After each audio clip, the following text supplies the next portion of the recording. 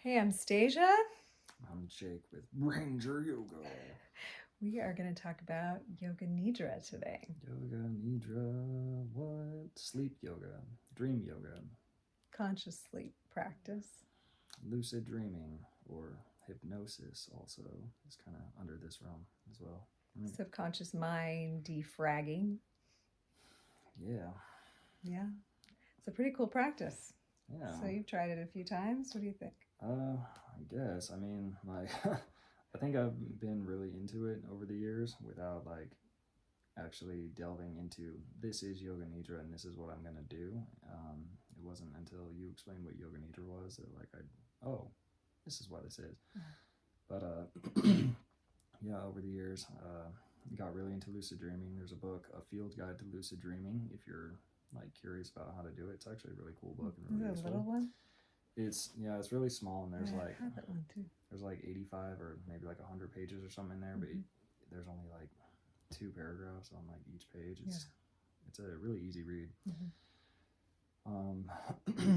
Gives you like different exercises to do, like when you go to bed, and yeah, it gives you some different tips and how to like practices, like do some dream tests. I don't remember what they are, but basically like you pick some kind of action that you can do while you're awake until you make it a habit that indicates you're like really awake, and then if you just get in the habit of doing this, like looking at your hands. Yeah, mine was like I would take my hand and like try to put my finger through my hand and use that and like, oh, pinch me, make sure I'm not dreaming. But like I would do that, and then anytime I was in a dream and I would just like, okay, well, this is what I do now, it's time to check. Like if I'm dreaming, I would watch my finger like go through my hand or watch my finger like disappear, and I'd be like, whoa, yeah, I'm in a dream, all right, let's be God. It's pretty fun. Yeah, so different exercises you can do. Yeah. And also like practices, I can't remember if this is in that book or not because it's been a minute, but even just like waking yourself up at certain times in the night will help trigger dream memories, and then writing it down gets you in a pattern of like you wanting to remember and become lucid. Yeah. But Yoga Nidra is different because it actually is training your consciousness to be awake in dream and deep sleep states, and actually to reach what they say in Sanskrit is called Turiya, which means super consciousness. Super consciousness means you can and you are aware of all the layers of consciousness at once, and you can traverse any of them at any time. So it is like a tantric practice that trains you.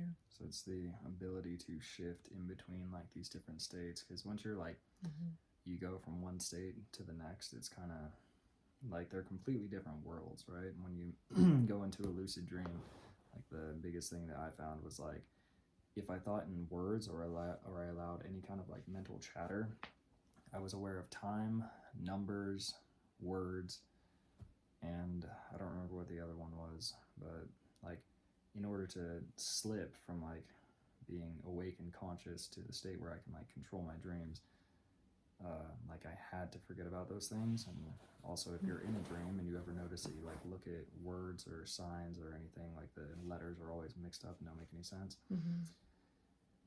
Yeah, so pretty cool. So Yoga Nidra is an 8-step practice. 8 steps. Right. So the preparation step is basically pratyahara. So it's a stage to prepare your senses to withdraw. So it does this by filling the senses. So you like listen to sounds, feel your parts of your body touching down, like imagine the walls around you, like, you know, all the things that you can fill your senses with. And that's the first step. And then the second one, you're making your resolve. So part of Yoga Nidra is you want to go in and change something in the underlying mechanics of your Setting subconscious. Intention, basically. Yeah, setting intention. Yeah. So like if you're like, I always have digestive problems, my sankalpa or my resolve is my digestive system works perfectly. So the goal is you're going to take that seed down into the subconscious mind and you're going to plant it. Kitty, he's got feathers on his lips. He went out and he found the present and he brought it back. That's why I bury those things. Anyway, yeah, bury the seed into the subconscious. So he's gonna knock the camera over. So the resolve is the setting intention, and then you immediately like go into a rotation of body consciousness, and that's like systematically putting you into a relaxed state. So Yeah. you like one finger, two finger, bring your awareness like to every part of the body, and it actually like triggers a withdrawal because now all the senses have been filled, the hearing and like now all the sensations. So that's the what first, second, third step, and then the fourth step is breath awareness, which actually starts to count you back like hypnosis into like a deeper state. So you'll count back with each breath, and then you get to visualization, like you're dropping rapid images, and this is like fishing in the subconscious mind for anything that you can connect to around that. So they usually say universal images, so images everyone can relate to. Red rose, pink cloud, the sun setting, like these kind of things will grab at things in the subconscious because you're looking for stuff that wants to go, that wants to shift. And then you get to opposite feelings, and this is actually an advanced step. It's often left out of the earlier stages because you're conjuring one feeling, like feeling really hot, and then you're conjuring feeling really cold, feeling really happy, feeling really sad, feeling really heavy, feeling really light. And the goal is to train you in that deeper state to be able to like switch between opposing feelings at will. And so you're like putting that into your subconscious, and then the visualizations can deepen and you can like tie it back into your resolve. So you might go like on a walk through the woods and into a temple and then open the book and your resolve's written there. So now you're in a deeper subconscious state, and your resolve usually comes in kind of a magical way, or a bottle in the ocean appears while you're on the beach, and inside it is your resolve. So you're like connecting it into the visualization, and it starts to bring you back into this reality. And then you exit the same way you went in. So you start listening to the sounds again in the room, visualize the room until you come all the way back out. And it's actually, they say it's kind of dangerous to just like wake someone out of a Nidra state.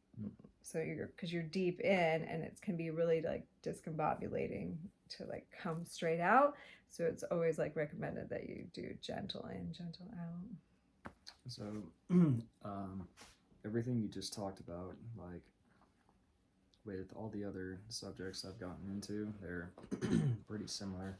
So what is it they call it, like non-sleep deep rest, right? If you're just doing that throughout the day, like laying down and becoming like aware of different areas of your body, I'm pretty sure the theory with that one is like when you're like hyper aware and you're mostly up in your mind, you're in, was it beta? Yeah, you're in your beta brain waves, conscious awareness, you're thinking about things, you're in school, you're whatever. And the more your awareness is on your physical body and feeling, your brainwaves will lower down into an alpha state.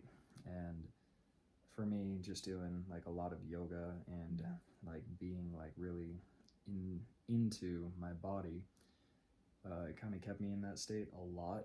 And I found that like even when walking around and like paying attention to what people were saying, like I would hear a lot more of what they're saying, even if I wasn't like totally like mentally engaged with what they're saying and like thinking about what they're saying. Like I would take in a lot more information. Right. That's alpha state. Yeah, it was pretty cool. And that's actually why you can learn things in a Nidra state. And part of the studies that have been done on Nidra is if you put someone into an alpha state and then you like play a class or like a language thing or whatever, like in sleep, they'll learn it. Or they'll like absorb a lot more information. Right. Yeah. So the first, what were the 3 steps again? The first, second, third? The intro, the resolve, and then the rotation of body. Intro, resolve, and rotation, right? So if you like learn about hypnosis, right, there's like always the same steps. There's like, you gotta have an intention and then do an induction where you're in your body, and then you have to like bring what is it, revivification. It's like a practice, but you're trying to get people more like aware and like into the experience that they're having in their mind. And like that's with like regular hypnosis. And then there's this special kind of hypnosis called mindscaping, which like everything you're saying in Yoga Nidra sounds an awful lot like it. So what you'll do for mindscaping is like you'll put your hands over your heart healing posture. You'll say an intention out loud, like I want to quit smoking, quit smoking, quit smoking, quit smoking. You'll do your induction, you'll go into like your subconscious mind, and then you'll create a map for like whatever comes to your mind. And they'll use certain symbols like the sun, like if you're whatever situation that you're in, you're always looking for where is the sunlight, right? Is it that direction? Is it straight up? Is it that direction? Because that's the direction you want to go in order to move forward with whatever your goal is. And there's the dangers of doing mindscaping is like you can't really do it on yourself, because once you go into this like world that you're in for whatever it is you're trying to change or do, the risk of associating is like too high, so you're not going to be like able to change the situation from like an outsider perspective. You're going to be like too stuck into it, and you're not going to be able to make changes, so you kind of need a guide to do those things. Nidra is better with a guide too. Like I can talk myself through most of it, but you can get really deep, and in order to be effective, you do want another guiding voice. For sure. And then at the end of it, I think like once you make the change, you got to go back to like the starting point of your map, and then you can like kind of come out of it. So it has the similar like in and out, yeah, which is very like ceremonial style, like to get into any kind of ceremony space, which is like I also call rite of passage. Any ceremony is a rite of passage ceremony. You're going in with one state of consciousness, you're affecting it by getting into an altered state somehow, and then you're coming back out of it, but now you're a different person. But there's always like the coming in, the height part, and the coming out. Yeah, I think that's like it for subjects that I've studied that's kind of with Yoga Nidra. Yeah, so I mean the benefits of it, like we talked about, like you can clear out subconscious mind clutter, stuff that's running your life that is like unconscious. Basically most things that are running our life are unconscious, because we get like things happen to us and we store them in the subconscious mind, and then they become the program that our life's running off of. So it's one of the easiest ways that I know to go in and like calibrate that and bring you back to like a pure state. And then like when you have done that a lot, then it makes lucid dreaming easier, because then you don't get distracted by the subconscious mind like bullshittery, let's say. Or like you also get your conscious mind like out of your way, so you can go deeper. It's like I think it's really hard to like quiet the mental chatter that prevents us from like doing any of these practices without like getting your mind to focus on the right things, which is where like, oh, if I just focus on like the way my body feels, then you've got like so much mental bandwidth. It's like, okay, I'm up here like mental chatter and words and numbers and like what am I doing tomorrow and all this other silly nonsense. If you can focus on your body, right, and get all of your attention on your physical body, then like there's no room for mental chatter, so you can like start to shift a little bit easier. Yeah, you can actually like heighten a lot of abilities using this too. Like in my advanced yoga nidra class, we do like remote viewing practice, because you can, and I've done this live with students. It's pretty cool. Is I've had like students in a room doing yoga nidra and a curtain, and then on the other side of the room I put like a piece of paper on the ground with symbols in a certain order, and then in the yoga nidra, in the visualization part, I have them get up in their astral, walk into the other room and look at the papers and see what's on the papers in their astral body, and then they come back in, and when they come back out and sit up, I have them write down like what they saw, and we were all always amazed how similar the drawings were that you can actually see in that state. Yeah, and you can do it farther than that too. It doesn't have to be in the same room. It could be anywhere, and that's part of like a remote viewing kind of training practice. Yeah, dude. I think the difficulty there with like practicing remote viewing, or like if you're gonna do like any kind of intentional astral traveling like to a location on Earth, honestly, is like if you do it without a guide, because like you can have all the intention in the world like up here, right? Yeah, yoga nidra is not really a guide-free thing. You do it like with a guide. Yeah.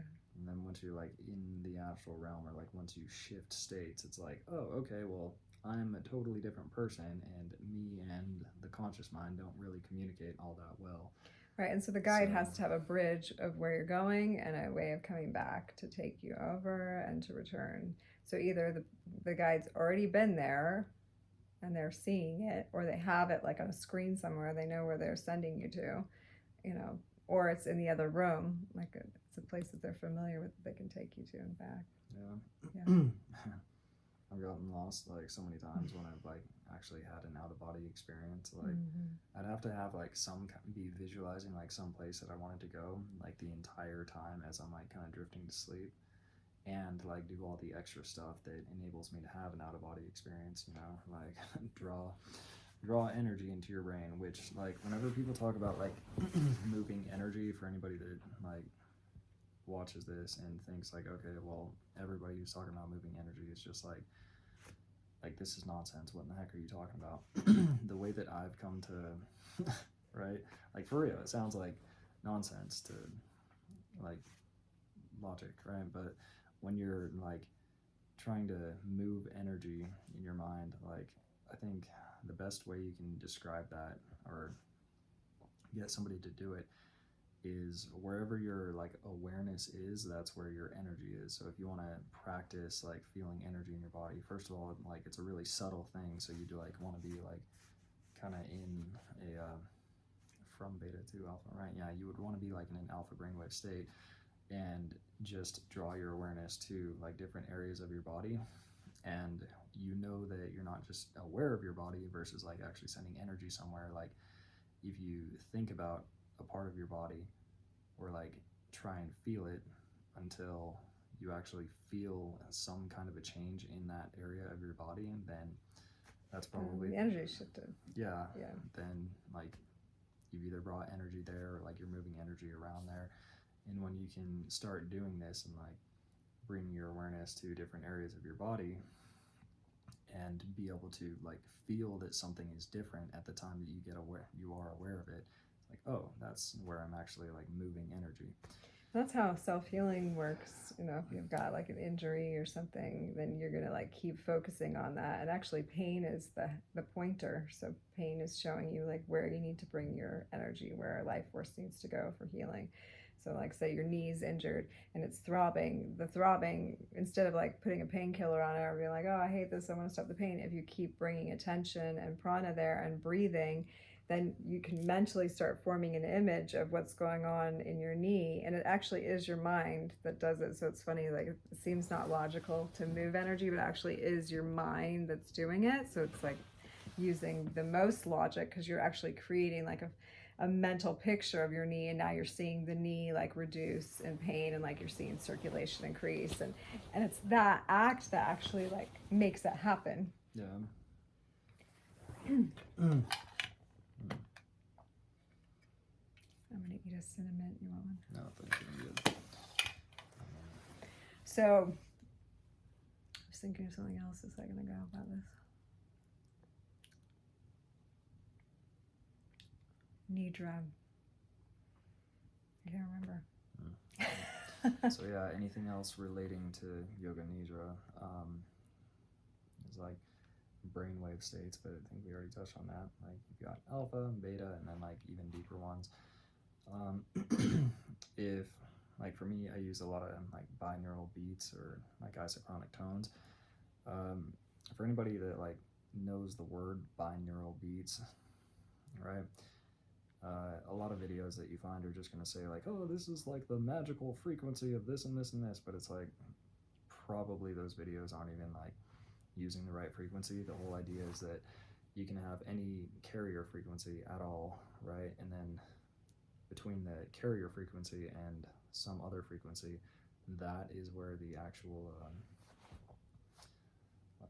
frequency that you're using really is. So it could be like a really high tone, it could be a really low tone, it could be whatever, but the difference between those two frequencies is the one you're looking for. Yeah, and there's like different styles. I think isochronic tones is where you have two tones actually playing at the same time in both ears, so it's like a little bit more balanced. I tend to prefer those versus binaural beats where it's like one tone, those for some reason feel like really jarring, so I'm trying to use them. And the goal of those is also to get you into alpha brainwaves. And actually, alpha brainwaves means that both hemispheres of the brain are synchronized and they're like fully lit up. Like on an EEG, you see like the whole brain lit up like the same color, right? Well, you mean like if you're in an alpha brainwave state, that's what's happening? That you're synchronized both hemispheres of the brain. Well, I would say that like as we're here talking, we're in like an alpha brainwave state because we're both conscious, but it doesn't necessarily mean that we're experiencing like hemisphere synchronization. That is what it means, though. Like alpha brainwave states? Are you sure about this? I'm gonna Google this. Like, yeah, it is. Like that's what someone in a meditative state is able to access, because that actually means your kundalini is functioning in both nadis and it's reached the brain, and now the brain is working together. Like that's what a raised kundalini is, and that's what alpha brainwaves are when you're accessing. So accessing full brain hemisphere activity. well, the way I like understood this is like if you're are slower than yeah, I guess you're right. Oh wow. All right. Well, the way I He understood, doesn't always believe me. It's okay. the way I understood this was like you could be like at any moment, right? You could be like right brain dominant, like thinking happening, which there's a really good book for that called Drawing on the Right Side of the Brain. And if you're ever in this like flow state that like, oh man, we can't like explain what's going on in flow state, it's like, yes, you can. If you learn how to draw and you like focus on things that are complex and you're like totally in the moment and you lose a sense of time and you can hear people talk but you're not really interested in what they have to say, you're probably in a right brain like mode activation where like the right side of your brain is processing that information. And, like, could be totally wrong, but if you get that book and you do those exercises, you're going to experience what she's talking about, and like, oh, you're going to end up believing it. Yeah, so the way that I thought about it was like, as you're awake, you could be like left brain dominant or right brain dominant in any given moment. So the science of that is called Swara Yoga, and we could do another video of that, but generally humans do alternate between brain hemispheres and also nostrils.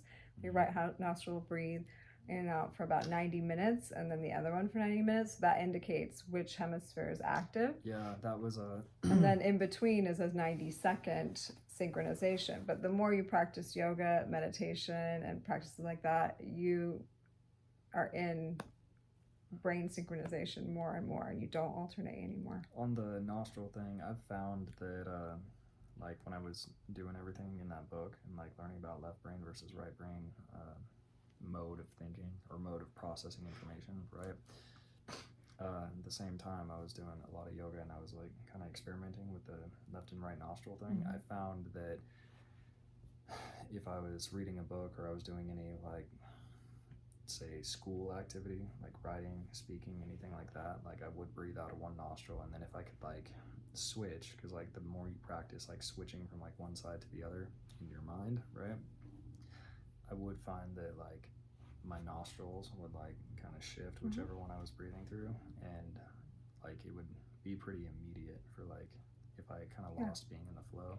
Because it's tantric, which means it's guided by your mind. Yes.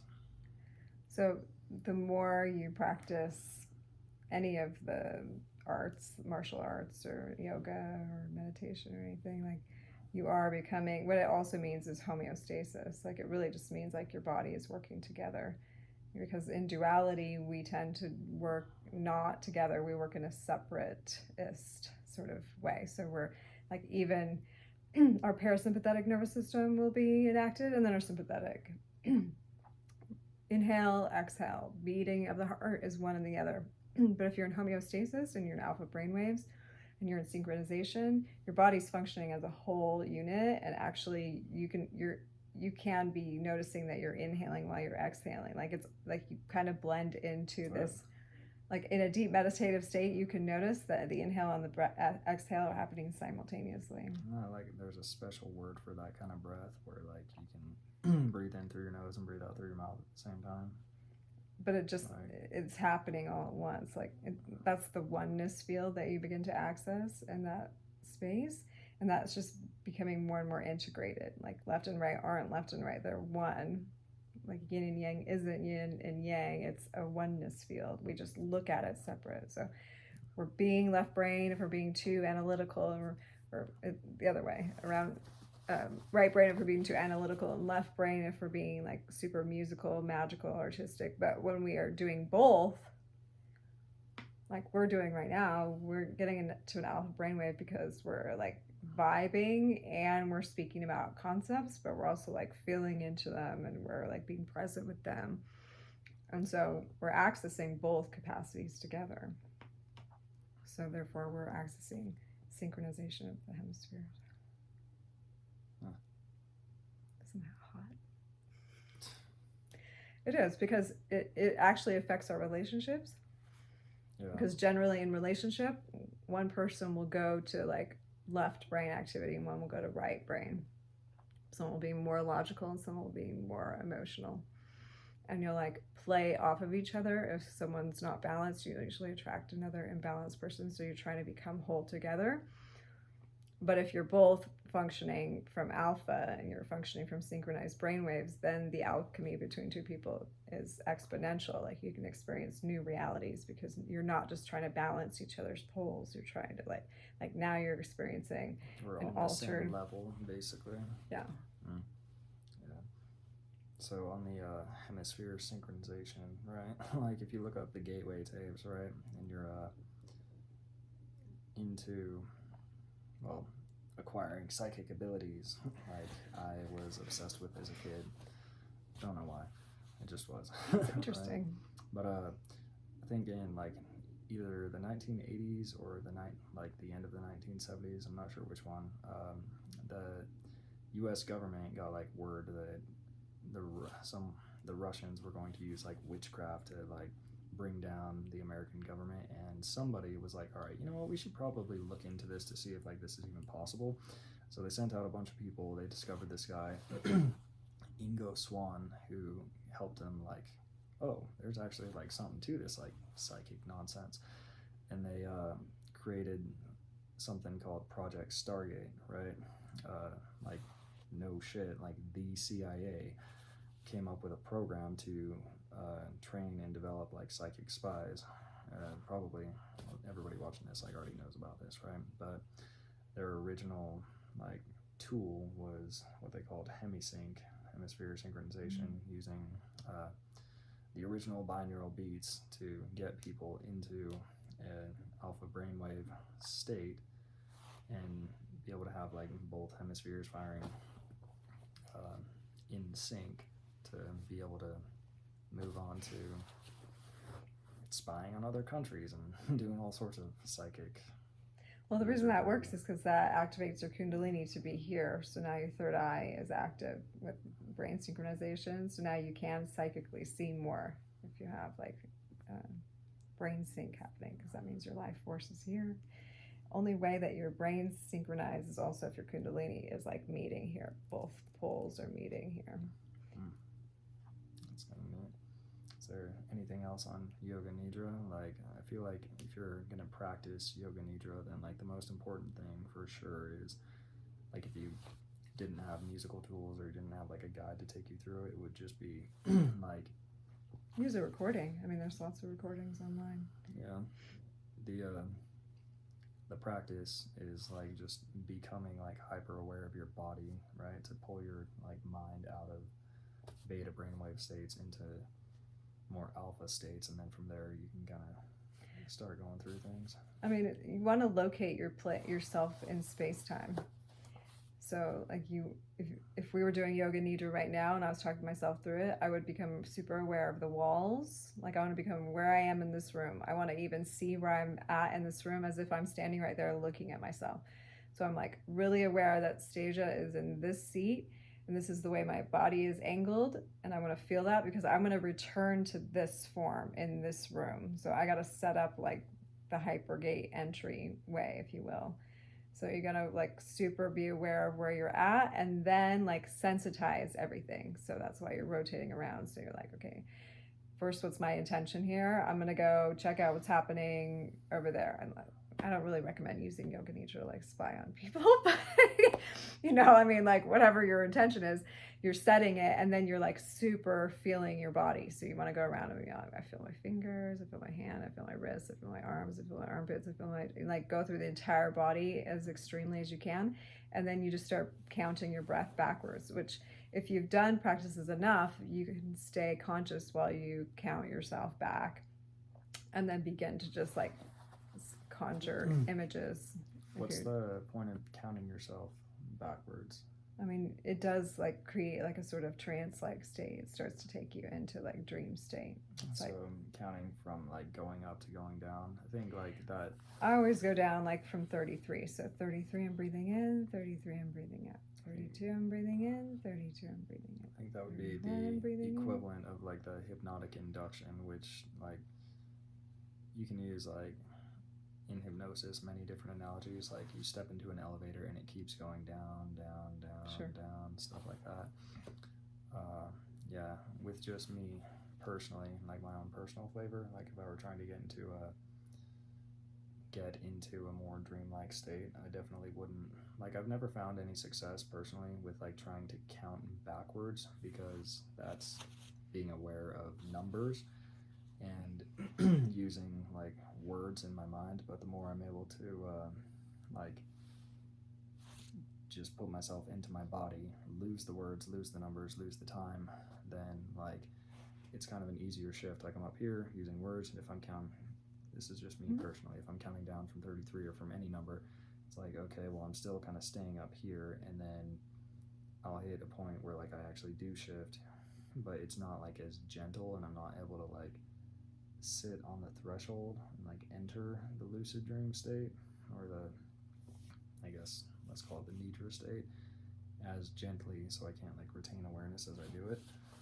So yeah, I mean, if you haven't done too much of this before, I would do it with a guide, because you will fall asleep for the first while, because you'll go, oh wait, we're going to sleep now, and the body will just go into sleep. So you have to do it enough times that you're training yourself that when you would fall asleep, you're not falling asleep. So then you're able to be awake while you're asleep. And it is a kind of a weird thing if you've never done it before. But then the more you do it, the more you can sense when you shift. Like I can talk into that space because I guide the meditations. I can literally feel myself go into like an alpha state when in my voice, like I can hear the shift in my voice. Yeah, I think for me too, like learning about hypnosis, there's a few signs that you're supposed to watch out for like when people are like, here, okay, I'm conscious, and like when your induction like actually worked, is like there some signs are like their face will kind of drop, but then the big one is like it looks like your lips become bigger, but it's really just like your relaxation. Yeah, like your relaxation, and like your lower lip kind of opens up. So a twitch can happen too. Yeah, I'll watch out for those signs in myself if I'm ever meditating, like relax, and then like once I just feel like my lips relaxing a lot more, I'm like, okay, like I'm in that state. But the difficulty there and all of this stuff, of course, like I've done only on myself and had to like observe, so it's a lot more difficult. Is like once you know that, okay, cool, I'm relaxed, or like, yeah, I'm shifting into a lucid dream, or whatever state I'm trying to get into, the ability to do it without like noting it and like, yes, this is what I'm doing, because like as soon as I do that, like it pulls me back out, and I'm like, okay, cool, now I have to like do it and observe it without like being able to name it, which is kind of a difficult thing. And then like once I'm in that state too, where I'm like more internal in the internal world, and not like having my awareness on the external world, like things will respond differently. Like once I enter a lucid dream, it's not like I point at something and I say do this and something happens. It's like I have to feel it from like a different area of my body, and like you're learning how to control your world from like a whole different set of controls, which is really weird.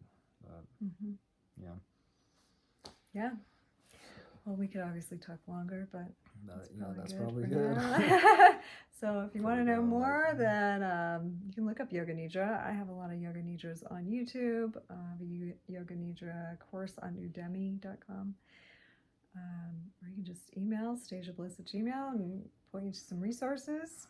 Thanks for being here, chatting about Nidra. Yeah. Catch you later.